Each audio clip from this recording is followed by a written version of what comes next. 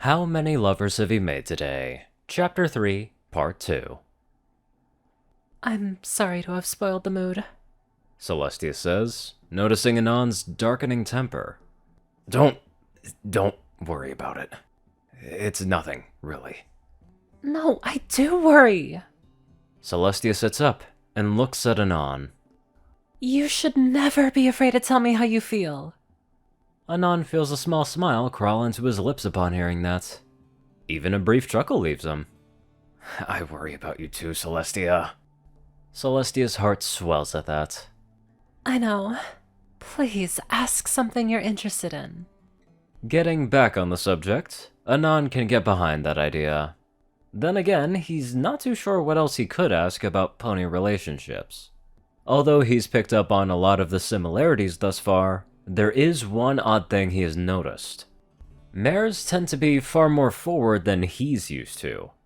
Anon has seen mares almost playing a dominant role, approaching stallions instead of the other way around. It's the reverse of how things work on Earth. Is it normal for the female to ask a male out? Anon asks. Of course. Celestia's thoughts then abruptly grind to a halt. Is that not something your people do? Anon shakes his head. No, it's actually the opposite. Celestia thinks that over. So the male is the one to ask a mare out. The concept is so foreign to her. If the men were typically the chasers on Earth, would Anon be offended if she were to ask him out? Anon finds his mind now starting to wonder if the behavior of the various mares he knows is due to this cultural clash. Is that why my friends are always trying to protect me? You know, because they're all mares and I'm a guy? Oh, no, it's not that simple. Celestia thinks for a bit. It's not because you're a male. Stallions are very capable. There's the reason I have them on my guard, and Luna had them as knights. However, I'm not sure how to put it in words. It's instinctual, you could say. If a male is in danger of being harmed, a mare will not hesitate to protect him. If that male is important to us, well, that instinct only becomes stronger. Anon scratches his head. Who knew such a simple difference could be so alien? I guess I can get what you're saying. So, is it a male's duty to court a female on your world? Celestia asks. I wouldn't say duty, it's just common. Celestia starts to twiddle her hooves a bit as she thinks over her next question. Other than humans, what creatures have humans become intimate with? Do you perhaps have dragons or griffins? Anon rubs the back of his neck, staring out over the pond for a moment. He knows he's told Celestia about humans being the only creatures on Earth, but then again, it's been a while, and a lot has happened. We're the only sapient creatures. Well, kind of. Celestia's ears perk up as she recalls their old conversation. Oh, yes, pardon my forgetfulness. I remember now, you've already said something to this effect before. If that's the case, what would a human think about dating a pony? Well, I guess many would find it wrong. Anon admits. What about you? Celestia asks, hopefully. Anon shrugs. I wouldn't mind if someone wanted to date a pony. It's not my business. No, that's not what I meant. Celestia sets a hoof on Anon's thigh. What do you think about dating a pony? Anon looks confused for a moment before it clicks in his head. Oh. He takes a moment to think about that question.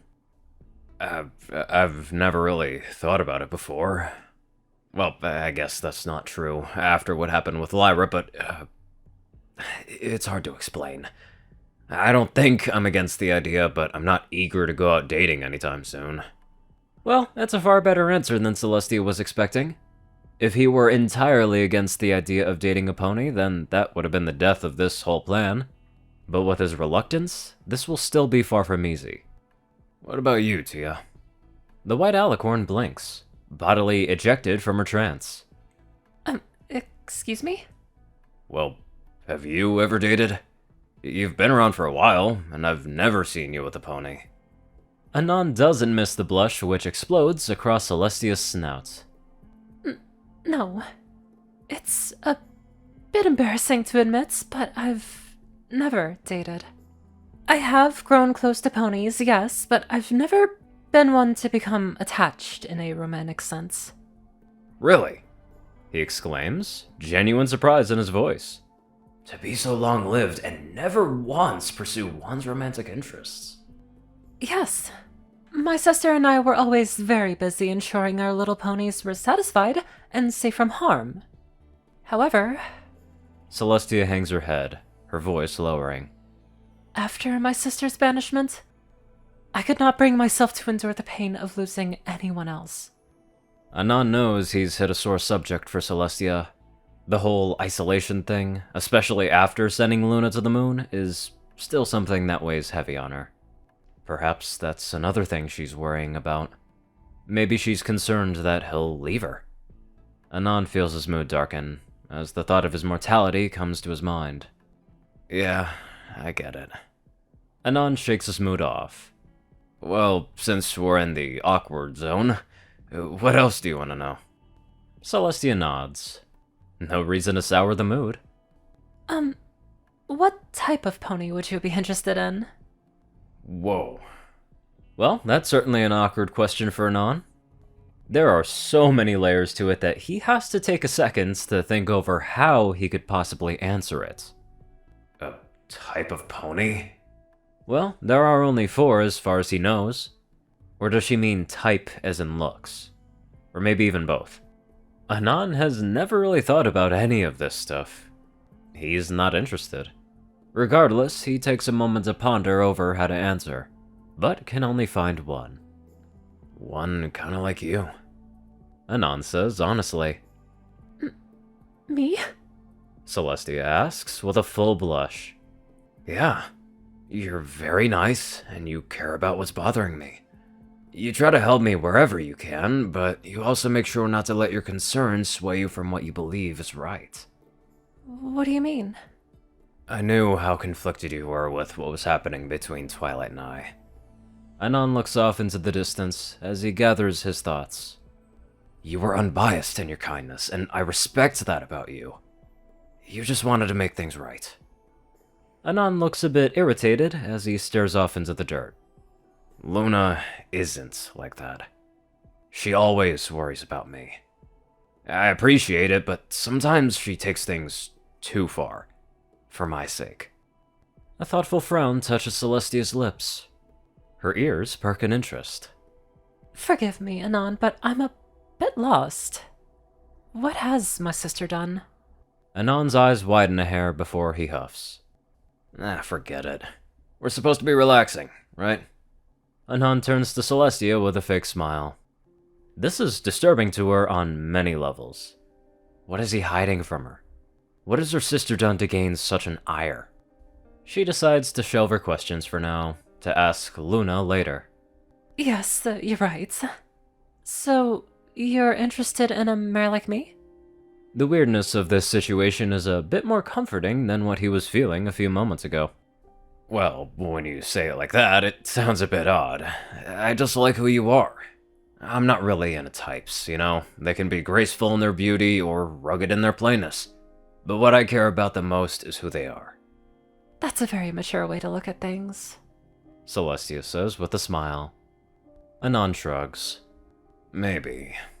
Again, this isn't stuff I think about. I'm fine with having friends, and that's it. Celestia feels her smile slip some. I see. Keep an open mind, though. She brightens her expression some, noticing the chill seep into the air. You never know the future might hold in store for you. Anon chuckles a bit.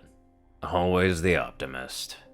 Celestia leans against Anon, humming contentedly as they sit side by side on the bench. It throws Anon off guard for a moment, but soon he settles in, and simply puts an arm over her withers. This is nice, just to be here alone with Tia, enjoying the peace and quiet. Anon often wonders what he did to deserve a friend like her, but it doesn't matter. He's happy that she's around.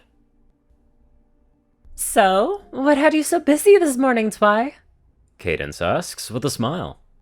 Cadence, Shining, and Twilight are at a restaurant and have already placed their orders. Despite Cadence trying to get the ball rolling, there's been a lot of long periods of silence. She can tell how tense things are between Twilight and her brother, but she's sure that with time, things will work out.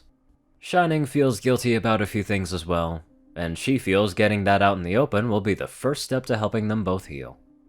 It's a bit complicated, Twilight says, fiddling with a napkin in her hooves. It's been a few weeks since she got her magic back, but she finds herself still using her hooves for whatever is close by, with the exception of anything that's high up. It's odd in a way how much she's learned about picking up and holding things with her hooves since wearing the magic dampening ring. Before, she took her magic for granted. This whole experience has given her an appreciation for what Earth ponies have to deal with on a daily basis. Really? It's nothing too intrusive, is it? It's personal. I just want to keep it to myself for a bit. Alright, She says. Her and Shining share a look. Everyone? Twilight corrects, suddenly tense. Everyone has a right to a few secrets. Twilight falls back to her timid demeanor. Sorry. No, I understand. I'm proud you're starting to broaden your vocabulary. Cadence thought for a moment. You know, I don't say it out of ill intent, right?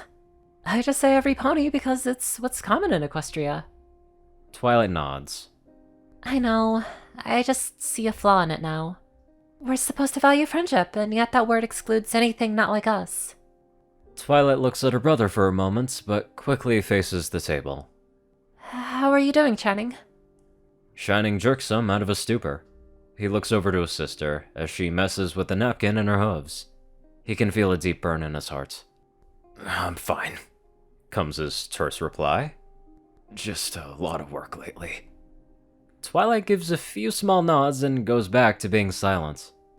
Cadence can feel how distant the two are. She's never seen them act this way in all of the years she's known them. Before, they were inseparable, and yet now they can barely look the other in the eye. There's so much that needs to be fixed, and yet time feels limited. Maybe bringing in some good news could lighten the mood. Not only is that really unnerving to be in that kind of awkwardness, but it's sometimes really difficult to take that same awkwardness and turn it into something more positive. Just a thought, but hey, let's get on to our thoughtful donators. Top donators are 630, BadassWaffle, Only One Thing, Ceru, Orion, IronSky, and Jessie Smith. Magic 109, JockeTF, Darkside, Rayden, Narwhals, Blackmoonheart, Pastel Skies, Austin Roland, Stu Hex, Sword Feather, Orchard, Omicron, Library, Runetype 9852, Will, Chris, Twinkie, Rysel, Shadow Moon, Luigi 88, Chancellor Crust, Big Smoke 369, Bobcat, GGF, Murder Princess, and many more fantastic people. Thank you all so much for watching this video and live life to the fullest.